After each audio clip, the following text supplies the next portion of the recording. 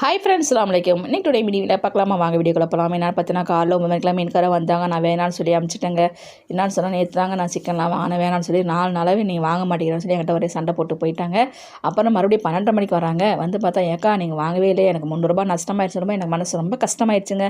அப்படியாம்மா, சரி எனக்கு 200 கொடுமான்னு சொல்லிட்டு மீன் அப்படியே எடுத்துகிட்டு போன மீன் எடுத்துகிட்டு வந்துட்டாங்க. எனக்கு 200 கொடுத்தா போதும்னு சொல்லிட்டு நான் 200 வாங்கிட்டேன். கிழிச்ச மீன் தான் எடுத்துகிட்டு வந்தாங்க. நான் வந்து சாம்பார் சாதத்துக்குமே ரெடி பண்ணிவிட்டேன். அரிசி, பருப்பு, வெங்காயம், தக்காளி எல்லாமே கட் பண்ணி வச்சிட்டேன்னா, சரி இன்றைக்கி செய்ய முடியாது, நாளைக்கு தான் செய்யணும்னு சொல்லி ஆஞ்சு குடும்பம் நான் பாட்டு உள்ளே வந்துட்டேங்க.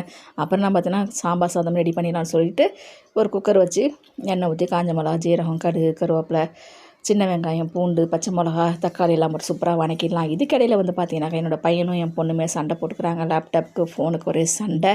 அதுங்களை போய் சமாளித்து வரக்குள்ளே பெரிய கஷ்டமாயிடுச்சு. ஆமாங்க, அவ்வளோ சண்டை போட்டுக்குவாங்க. அப்புறம் கொஞ்சம் நேரத்தில் அவங்க சேர்ந்துருவாங்க. நம்மள பைத்தியம் ஆக்கிடுவாங்க அவங்க. உங்கள் வீட்டில் யாருன்னா உங்கள் பசங்க எப்படின்னு சொல்லி கமெண்ட்ஸை சொல்லுங்கள். லீவ் டைமில் 2 பேர் சமாளிக்கிறது பெரிய கஷ்டம். சாம்பார் சாதமே சூப்பராக கொஞ்சம் புளியுமே ஊற்றிக்கலாம். வீட்டு மிளகாத்தூள் தாங்க போட்டிருந்தேன். உப்பு எல்லாமே போட்டாச்சு, மஞ்சள் தூள் எல்லாமே போட்டாச்சு. ஒரு பக்கம் சின்னதாக ஒரு கடையை வச்சு கொஞ்சம் எண்ணெய் ஊற்றி கடுகு, கருவேப்பிலை, உருளைக்கிழங்குமே கட் பண்ணி வச்சுருக்கேன். பூண்டுமே அதிலே போட்டு சூப்பராக உருளைக்கிழங்கு பொரியல் ரெடி பண்ணலாம். சாம்பார் சாதம் உருளைக்கிழங்கு பொரியல் தாங்க நம்ம வீட்டில். உங்கள் வீட்டில் என்ன ஸ்பெஷல் கமெண்ட்ஸை சொல்லுங்கள். எங்கள் வீட்டில் என்ன சாப்பாடு நீங்களும் தெரிஞ்சுங்க, நாங்களும் உங்கள் வீட்டில் என்ன சமையல் நாங்களும் தெரிஞ்சுக்கிறோம்.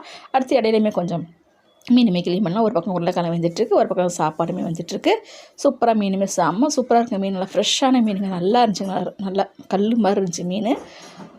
அவ்வளோதாங்க, சூப்பராக க்ளீன் பண்ணி உப்பு, மிளகாத்தூள், மஞ்சள் போட்டு ரெடி பண்ணி தூக்கி ஃப்ரிட்ஜில் வச்சாச்சு.